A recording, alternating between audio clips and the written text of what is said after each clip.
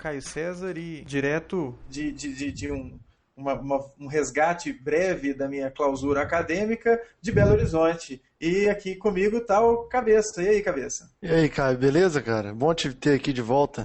Pois é, bacana, é um prazer. Já estava sofrendo com a abstinência do Ainda Sem Nome e estamos aí, né, cara? Vamos para o que der e vier, para essa edição que, se tudo der certo, né, cara, a gente começa a ver se dá para viabilizar isso num horário como o de agora, hora do almoço, e aí a gente tem mais edições assim, né, cara? É verdade. É isso aí. Sim, enquanto você esteve ausente, eu tentei me virar sozinho, mas a clemência de tempo também me afetou, de modo que consegui apenas 3 edições, mas eu acho que agora vamos retomar as postagens. É isso aí. Bom, Cabeça, ontem a gente teve uma edição bacana aqui do Ainda Sem Nome, né? Infelizmente eu não pude participar, mas conta aí só um pouquinho, só resgata pra gente já mandar brasa. Ontem a gente falou com o Eric Santos e o Ricardo Palma da Resultados Digitais, uma empresa muito bacana, focada em transformar conteúdo, vamos pôr assim, bem para o cara ter a vontade de ver o podcast, que incentiva o conteúdo como ferramenta de negócio, né? A grosso modo, como que o conteúdo e uma boa presença online podem contribuir para o seu negócio. Enfim, basicamente é isso, bacana. Bacana, cara. E aí, se a galera quiser assistir, basta acessar o nosso site, que é o aindasemno.me. Se você está aqui pelo canal do YouTube ou alguma coisa nesse sentido, o nosso site é o aindasemno.me. E a nossa página no Google+, é google.com/mais ainda sem nome. É isso aí. Fomos agraciados com a customização da nossa URL. Pois é, um dia eu chego lá, né, cara? É a vantagem da gente ter essa base aí de 132 mil pessoas curtindo nosso podcast. Isso é muito bacana, cara, e mostra que a gente, pelo menos, está aparecendo para as pessoas. Por exemplo, agora a gente já tem algumas aqui nos vendo ao vivo. E vamos passar para os nossos assuntos, né, cara? Eu separei aqui de ontem para hoje 2 assuntos que eu acho que são bastante interessantes e vou começar a botar para a gente conversar aqui sobre esse acontecimento da loja Visu, né? Coincidentemente, a jornalista, a menina lá, a Marina Gaziri, ela é mineira, e ontem eu estava conversando com uma colega professora, não sei, eu suspeito que ela tenha sido aluna, mas eu não estou muito certo disso. Enfim, o link, para quem quiser, as pessoas, para verem os links que a gente posta, a gente tem que fazer o quê, em cabeça? Bom, tem que postar. As pessoas podem olhar. Isso, podem olhar lá no meu perfil do Twitter, é o Caio CGO. Eu estou colocando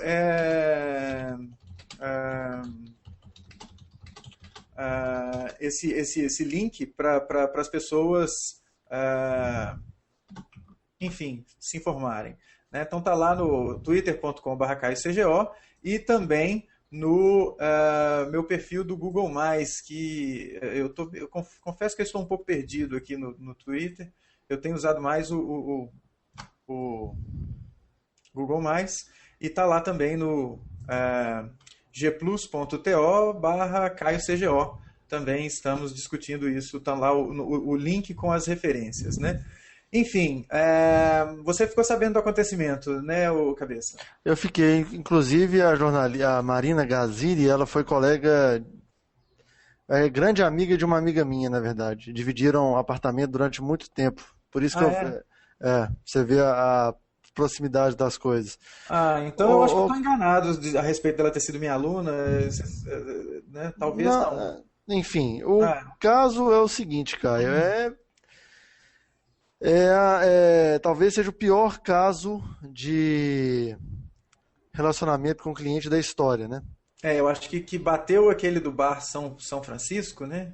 Bateu, são qualquer coisa, né? A gente tem que relembrar qual o caso que é esse, mas esse é aquele caso que a mulher postou do chopp que estava estragado ou quente, sei lá, e enfim, falou do mau atendimento no bar, e aí o bar Isso, reclamou, queria tirar o site do ar, enfim, isso. foi nada muito bom. Esse caso da Visu bate, bate todos os recordes, cara, e mostra que tem muita gente despreparada para lidar com atendimento, lidando com atendimento, né? É, eu tava lendo nesse texto aqui do blog do Estadão, e eu morri de rir, cara. O jeito que o pessoal tratou a menina, falando que ela era uma comunista e não sei o quê, falando para ela arranjar um macho, é um negócio. Parece piada, não é possível que tenha alguém que trate alguém dessa forma, e ainda mais cliente, né? Mas não me surpreende que depois tem todo esse desdobramento, o cara pedindo desculpas, tentando não se comprometer juridicamente com as atitudes. Agora não interessa mais quem que fez, né? Porque fez em nome da empresa, então a empresa tem que responder por aquilo. É complicadíssimo, né? Eu não sei, eu vi ontem, acho que inclusive no perfil dela no Facebook, acho que a dona da loja mandou um e-mail pedindo desculpas, falando que era um social media que estava lá tomando conta da conta e que ela usa a loja, ela não é patricinha, nem o irmão é playboy, eles usam a loja para pagar umas despesas e etc. Quer dizer, não tô. E ela concluiu falando assim: não quero que você tenha pena de mim, nem nada disso, mas só para expor a situação. Vamos Ah, colocar que essa menina, então, realmente, que o erro tenha sido todo do social media. Social media. aham. Cara, esse cara, bicho, ele conseguiu lenhar um negócio, conseguiu sujar o nome da loja, conseguiu, sendo até não tão pessimista, mas eu acho que realista, conseguiu ferrar com a vida da dona dessa loja, né? Sim, sim. Esse cara pode tomar processo por todos os lados e vai pagar caro por isso. Agora é complicado porque se isso foi. Eu não sei, cara. Eu não sei se era o caso de, por exemplo, se eu fosse o dono da loja. Em primeiro lugar, se eu fosse o dono da loja, eu não deixaria a coisa, por mais que eu não entendesse tanto de mídias sociais, eu não deixaria a coisa correr solta e deixar alguém tomando conta das mídias sociais e não acompanhar. Isso aí não é bacana, né? Uma empresa ela não pode em nenhum momento delegar 100% da sua atividade para outra entidade, ainda mais se for um cara particular, um cara que estava tomando conta do negócio, não se sabe. Mas assim, por mais que você contrate alguém para fazer algum serviço para você, você fica ali junto, senão você vai ter prejuízo, né?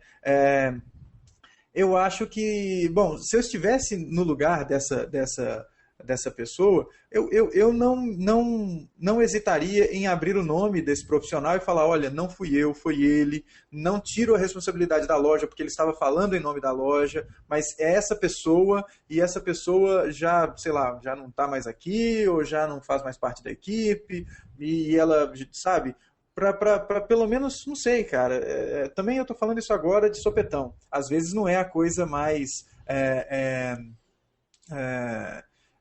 correta a se fazer, abrir o nome do cara, mas se você está tirando de si a responsabilidade, indique quem é o dono da responsabilidade, então. Né? Se não é sua, fulana, dona da loja, de quem é a responsabilidade. E essa pessoa tem que responder pelos seus atos. Mas, de qualquer forma, cara, eu acho que deixar o negócio correr solto é muito ruim.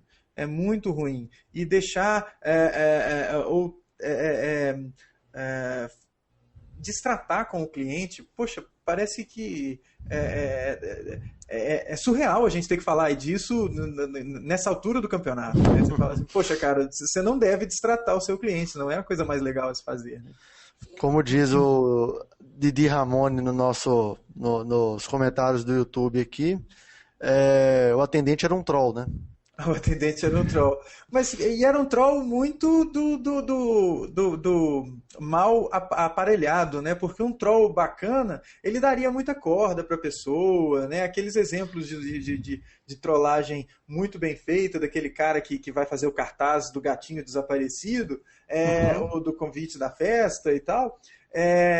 Aqueles exemplos mostram um cara construindo, né, uma estrutura para detonar com a sua contrapartida. Aqui o cara estava simplesmente detonando assim, de graça. Né? Se você olhar o histórico das mensagens aqui, é uma coisa...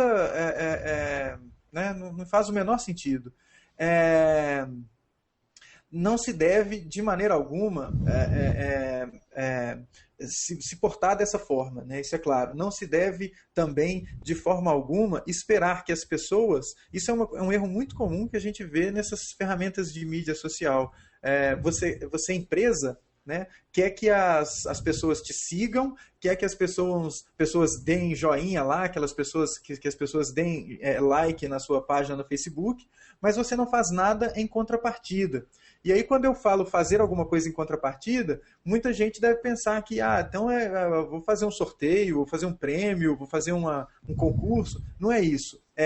As marcas, elas querem que as pessoas as amem, né? As marcas querem ser amadas. Mas para as marcas serem amadas, elas têm que amar os consumidores. Então elas têm que gostar dos consumidores, elas têm que ouvir os consumidores, elas têm que conversar com os consumidores. Um exemplo muito bacana é o que aconteceu com o PayPal. As referências desse episódio vão estar lá no nosso site, o aindasemno.me, assim que a gente terminar a gravação desse Hangout, que deve acontecer nos próximos minutos aí, né? Mas esse caso do PayPal é uma coisa muito legal. Um cara, ele recebia dinheiro para fazer evento, para fazer uma série de coisas via PayPal. E alguma coisa aconteceu com a conta dele no PayPal. Quando eu fui lendo esse caso, foi me surpreendendo porque são erros que acontecem no PayPal que nunca aconteceram comigo. Eu já recebi dinheiro pelo PayPal, já fiz um monte de transação pelo PayPal, talvez pelo volume, talvez pela quantidade de uso, enfim. Eu não tive esse tipo de problema, eu achei estranho. Mas o PayPal suspendeu a conta do cara e tinha uma boa grana lá, tinha umas dezenas de milhares de dólares na conta do cara. E era o sustento do cara. O cara precisava retirar aquele dinheiro, fazer os saques e tal. E não conseguia. Em um determinado momento, ele não precisou fazer um escândalo muito grande, nem nada disso. Mas em um determinado momento, o presidente do PayPal, né, o CEO do PayPal, mandou um e-mail para ele, falou, olha, eu vi que a sua situação está prestes a ser resolvida, eu vou tomar conta da coisa pessoalmente, isso não deve continuar, isso não é uma coisa bacana de se acontecer, enfim, o cara explicou uma situação toda e deixou bem claro para o consumidor, falou, olha, eu entendo a sua frustração, eu não estou aqui querendo que você mude a sua opinião com relação ao PayPal. Se você estiver chateado com o PayPal ou alguma coisa assim, eu não vou te culpar. Não vou te culpar se você nunca mais quiser usar o serviço, mas eu estou aqui para te ajudar. Poxa vida, isso é, no mínimo, uma coisa muito bacana, né, cara? O presidente da empresa vai lá e te responde. Né, deu um problema com você, o presidente te responde. Isso mostra esse negócio de que, se eu quero que as pessoas gostem da minha empresa, a minha empresa tem que gostar das pessoas, a minha empresa tem que fazer alguma coisa que seja bacana para as pessoas. Se não fizer, aí está tudo jogado, né, no lixo. Mal comparando, ou um outro exemplo, é esse recente do Spoleto, né, que se apropriou de uma trollagem ao atendimento característico do restaurante e transformou num negócio legal. Olha, se você se sente coagido dentro do nosso restaurante, nos avise que a gente vai melhorar o atendimento. Pois é, cara. Eu vi esse caso, acho muito bacana. Esse é aquele negócio do Porta dos Fundos, né? Eu vi o primeiro programa, achei hilariante. Aquele vídeo do travesti da firma, aquele é de morrer de rir, muito bem feito. Só que tem uma coisa que quando eu vi os dois vídeos na sequência, eu fiquei com a pulga atrás da orelha. Que eles usaram no vídeo original uma locação que é uma loja do Spoleto. Né? Tudo está indicando que é uma loja do Spoleto. E no segundo vídeo, até o enquadramento de câmera, até a posição que parece que colocaram do tripé é a mesma. E assim, eu não sei, cara. sabe, quando eu assisti, o meu instinto me disse que os dois vídeos haviam sido gravados um na sequência do outro e ficaram esperando alguma coisa pensada assim. Eu acho que em épocas de Coca da Boa, em épocas desse tipo de atitude, a gente não pode achar que a coisa veio espontânea, assim, do nada, né? Talvez tenha sido uma atitude, uma boa jogada de verde do pessoal desse Porta dos Fundos, né? Como eles fizeram anteriormente com a TIM, né? Com aquele vídeo do cancelamento, o mesmo Porchat lá fazendo pintado de azul para fazer o cancelamento da conta e tal. Eles fizeram a mesma coisa com o Spoleto. Mas no da TIM não houve nenhuma referência direta a TIM. A referência foi indireta com o cara pintado de azul. No Spoleto tinha referência direta ao Spoleto, né? A única coisa que me dissuade um pouco desse esquema de ter sido uma apropriação e, na verdade, de ser uma coisa pensada desde o início, é o fato de terem tirado palavrões. Alguns palavrões, no final do primeiro vídeo, do vídeo original, a faxineira está limpando uns palmitos que caem no chão lá, e ela fala um palavrão, ela chama o cara de filho da puta. E no vídeo que é do Spoleto, já não tem mais o filho da puta, corta e fala esse viado, né? Mas, enfim, eu não sei, cara. Se for uma apropriação muito bem feita. Agora, se não for, né? Mas o Matt Montenegro acaba de comentar aqui no YouTube. E se a ideia foi de fazer com que os vídeos se parecessem mesmo para que o usuário fosse surpreendido apenas no final deles? Pois é, cara. Então, aí derruba a minha argumentação. Aí derruba a minha argumentação, mas eu fiquei com a pulga atrás da orelha, viu? Achando que essa coisa toda foi muito bem pensada, assim. Foi pensada até na sequência. De qualquer maneira, eu ainda defendo a ideia do vídeo, porque mostra uma crítica do restaurante de uma forma diferente, entendeu? E o restaurante, não, mesmo se foi pensado, não negou e pegou uma lenda urbana, que é essa pressão que o atendente do Spoleto faz no seu pedido, e transformou numa forma de melhorar a marca e melhorar os processos dentro do restaurante. Eu acho válido. É bem apropriado, é bem apropriado. Eu confesso que a postura, a mensagem final que ficou da Spoleto foi de que, olha, shit happens. Então, se acontecer, por favor, entre em contato que a gente vai tentar trabalhar. Isso é legal, isso é legal. Mas eu fiquei desconfiado de que até o primeiro vídeo tenha sido feito de caso pensado. Mas eu posso estar errado, né? De novo, eu acho que é um excesso de zelo que em tempos de Coca da Boa nunca é demais ter, sabe? Nunca é demais ter. Outro dia eu estava assistindo nesse jornal da Globo News, que tem logo após o almoço, um meio informalzinho, que a apresentadora é toda engraçadinha, ela caiu no papo do Facebookson, né, cara? E foi engraçado, porque assim, ela estava lendo um e-mail falando do Facebookson, e os 3 caras que estavam sentados no sofazinho lá falaram, bicho, isso aí não aconteceu não, deixa eu te contar, isso aí é hoax. E ela, não, mas tá aqui, a pessoa mandou no e-mail falando. Então, para não dar uma de Beltrão, que é o nome da moça lá, eu vou ficar com um pouco o pé atrás nessa história do Spoleto, né? Mas é uma apropriação muito bacana. Quem quiser ver o texto, é um texto do site, chama-se The Next Web, e fala da carta do presidente do PayPal. E conta a história toda do cara, que o cara ficou um tempão para recuperar o dinheiro e tal, e o e-mail que o presidente do PayPal mandou todo na íntegra ali, falando que, poxa, cara, eu não vou controlar se você estiver chateado comigo, mas eu espero que você não esteja, né? E tô te falando que eu vou resolver, né? Então isso é legal. Só para terminar, o Matt falou que se a pulga atrás da orelha é para nós, críticos profundos e achadores de 7 erros profissionais. Foi tudo montagem, mais legal ainda, porque o viral foi bem feito, que faz tempo que não vemos. Faz tempo que a gente não vê um negócio assim que espalha e que se fecha, né, assim, de uma maneira elegante, né? Mas isso não é demérito das outras iniciativas de viralização. O negócio é que, na verdade, é muito. A gente ainda não tem a fórmula do que faz algo viralizar e do que não faz algo viralizar, né? A gente ainda está aprendendo. A gente que eu falo é as pessoas que estão trabalhando comunicação online. Então. Mas, enfim, né, cara? Ô, Caio, e viralização parece que é a ordem do dia, né?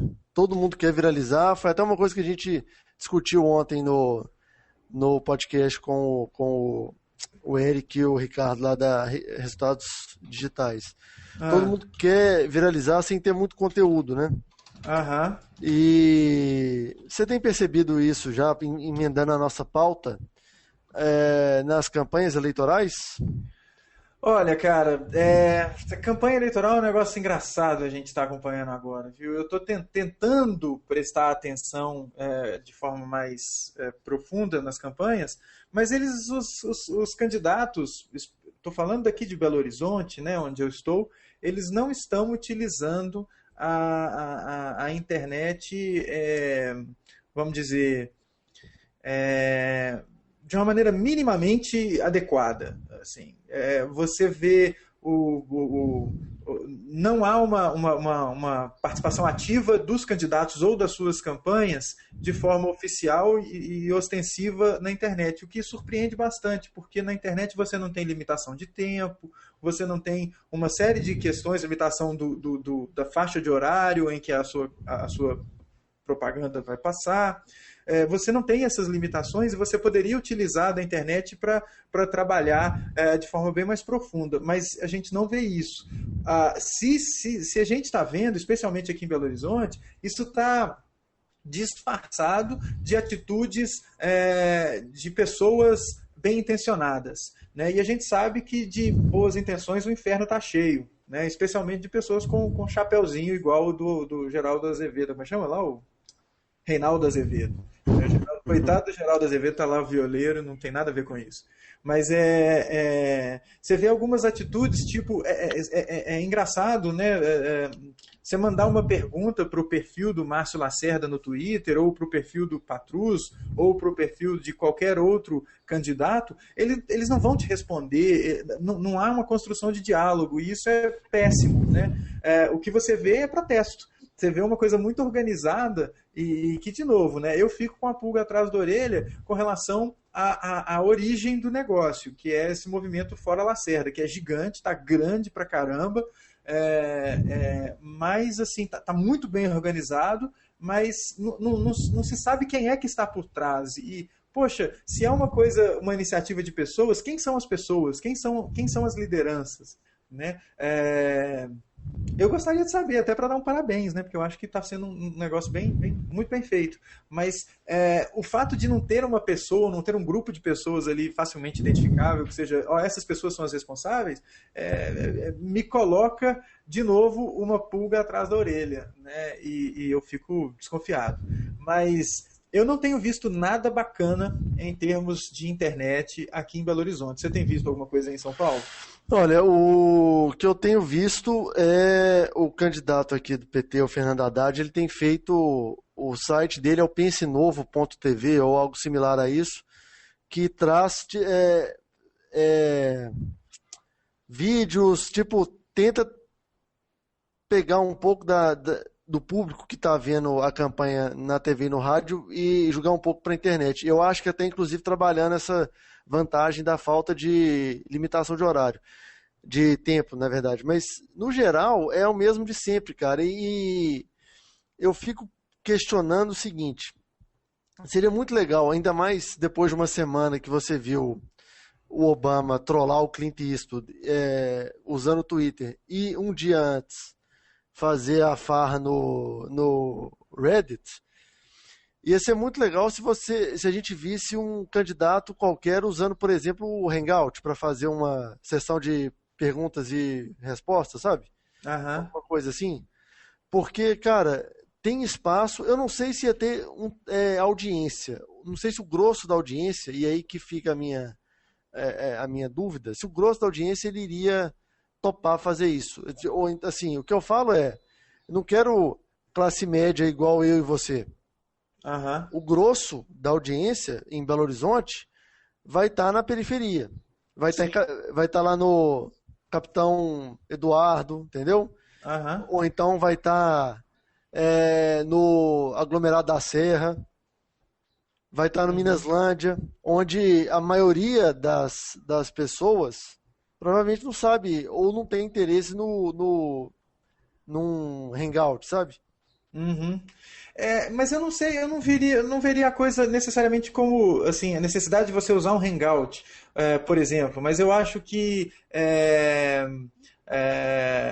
enfim, aquela atitude do Obama lá, não que a gente tenha que ficar só se espelhando nas campanhas do Obama, né? A de 2008 foi Não, muito não. bem feita e essa de agora também está muito bem feita, né? Mas Só um assim, detalhe, desculpa, cara. Eu não acho que a gente tem que espelhar, não é isso, mas assim, são práticas, são boas práticas, porque sim, é, mais uma vez aqui, eu tô com a janela de comentários do YouTube aberta.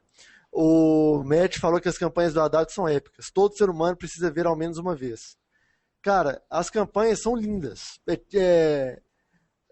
O comentário que eu vi é meio Nextel encontra Batman, assim, sabe?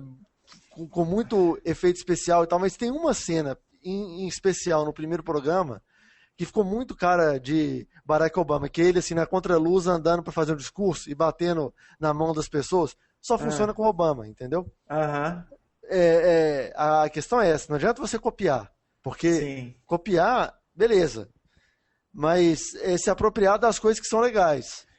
E essas coisas não necessariamente vão dizer respeito ao formato estético visual, Sim, mas devem dizer respeito às atitudes. Eu tenho assim, eu gostaria muito de ver um candidato fazer um AMA aqui, né?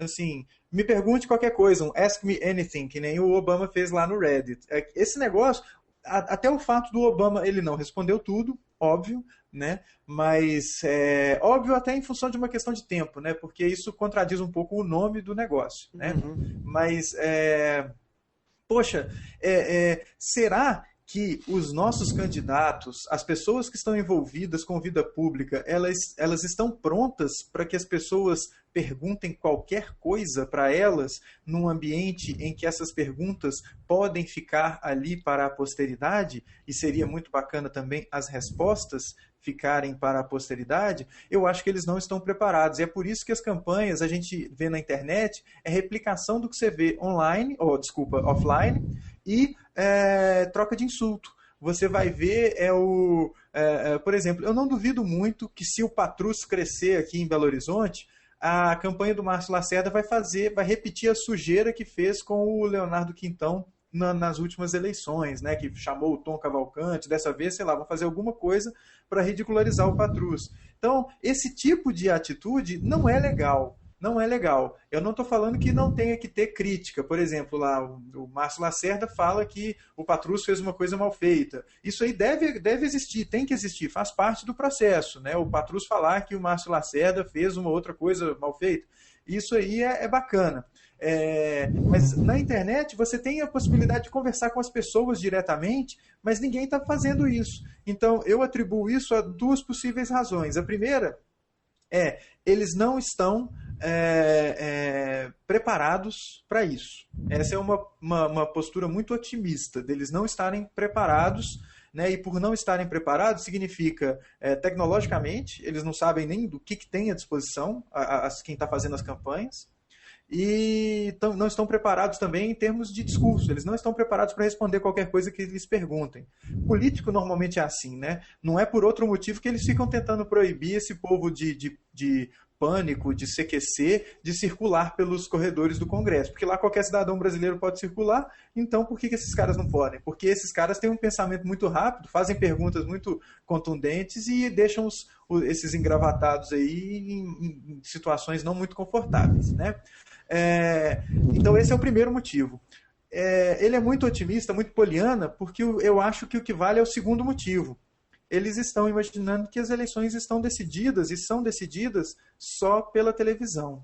e isso não vai ser verdade, ou já não é verdade. Em Belo Horizonte mesmo a gente viu em 2008 que aconteceu, e isso não vai continuar acontecendo. As pessoas estão assistindo menos televisão, as pessoas estão se informando um pouco mais, o Facebook está se tornando o Orkut de 5 anos atrás, o que eu acho lindo, ótimo, né? Tem cada vez mais gente no Facebook, tem cada vez mais gente de todas as classes no Facebook. Eu acho que isso é muito bom e é importante para que as pessoas conversem. Mas quem está tomando conta da comunicação não está levando em consideração isso daí. Pelo menos é a minha perspectiva menos otimista, né, cara? Não sei, o que você acha?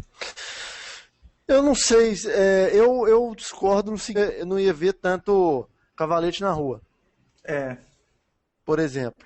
tá, bom argumento. Mas eu acho que tem que arriscar. Você não vai ter nada a perder se você fazer um hangout ou fazer um Ask Me Anything, sei lá, um dia no seu comitê, sabe? 1 hora você vai ter que sentar para fazer uma reunião e aí alguém falar, pô, vamos fazer aí um hangout na hora. Você já tem um público ali que está no Facebook. Assim, não é uma questão de quem é mais, de o peso dos que têm internet e que usam internet e dos que só usam e-mail uma vez por semana, ele é o mesmo nas eleições, entendeu? Sim. Eu tinha uma ideia, por exemplo, se eu, num hipotético caso de eu me aventurar a ser candidato a vereador em 2016, eu fico pensando assim, pô, deve ser muito mais legal, em vez de imprimir 15 mil cavaletes e plotar 12 carros, ir na Praça 7 aí em Belo Horizonte, ou na Praça da Sé aqui em São Paulo, na Avenida Paulista, que seja, com o notebook, falar, olha, eu sou o candidato fulano de tal, porque eu acho que o contato tete a tete é muito mais rico do que você fazer um cavalete, falar, eu sou o candidato Felipe, e vem aqui no computador que eu vou te mostrar quais são meus planos